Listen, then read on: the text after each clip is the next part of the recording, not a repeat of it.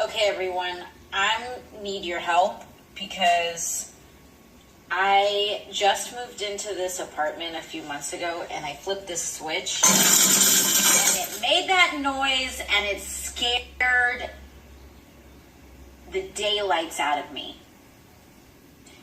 I am told this is a garbage disposal. I've never seen a garbage disposal. I never had one in any place I've ever lived. It is terrifying. I don't know what to use it for or what its purpose is. Like food scraps? Like, is this environmentally sound? I don't know.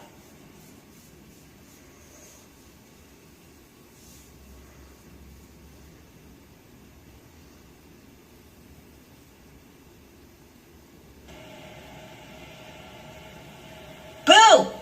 No, I'm just kidding. I think there's a piece of glass down there.